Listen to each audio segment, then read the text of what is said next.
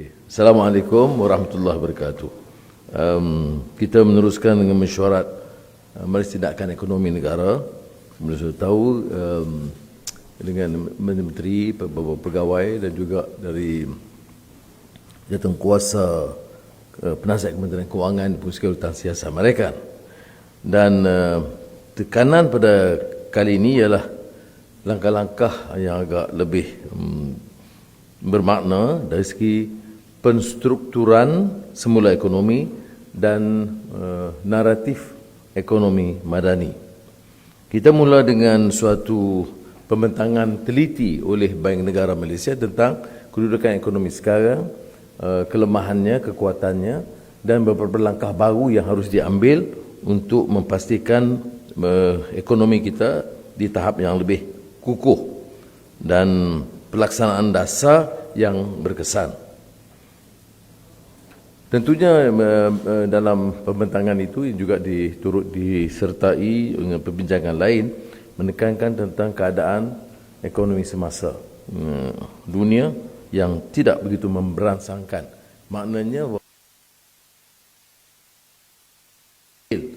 untuk mengimbangi kelemahan ekonomi global. Kedua, tentang reformasi ekonomi yang akan diputuskan dalam mesyuarat akan datang yang memastikan kewujudan ekonomi bernilai tinggi yang mampan, menambah baik liputan keselamatan sosial melalui pendekatan pengupayaan rakyat dan reformasi pasaran kerja. Ini selari dengan langkah yang kita ambil baru-baru ini bila kita bicarakan soal penumbuhan data pemerintah yang mencakup semua bidang. Ini disebut padu. Ya. Pengkalan data padu yang akan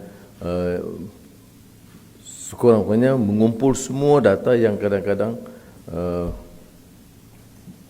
bukan saja berbeza, tapi di bawah penguasaan masing-masing jabatan dan kementerian yang begitu banyak. Tetapi ini juga selari dengan tindakan kita yang sebelumnya dalam soal tarif elektrik, yang alhamdulillah disambut baik walaupun cuba dipermainkan oleh setengah pihak, kerana tarif elektrik itu naik hanya bagi syarikat-syarikat besar dan hanya bagi rumah-rumah kelompok yang kaya di peringkat teratas, tidak langsung membebankan rakyat. Berbeza dengan cadangan kerajaan terdahulu yang mahu menaikkan kadar elektrik bagi semua rakyat. Ini harus difaham. Ya. Maknanya prinsip inilah akan dipakai bila kita sebut penyusunan semula ataupun rasionalisasi subsidi. Jadi tidak boleh orang permainkan isu ini, kerana seperti mana kita lakukan untuk tabung haji dan juga elektrik, prinsip yang sama akan digunakan pakai. Hala 7 peralihan tenaga tentang National Energy Transition Roadmap itu juga kita akan teliti dan akan bentangkan sebelum pengenalan suatu program dan dasar peralihan tenaga yang juga menjadi suatu keutamaan sekarang, memindah daripada teknologi mempunyai kesan sampingan dari sudut persekitaran. Kita bercuba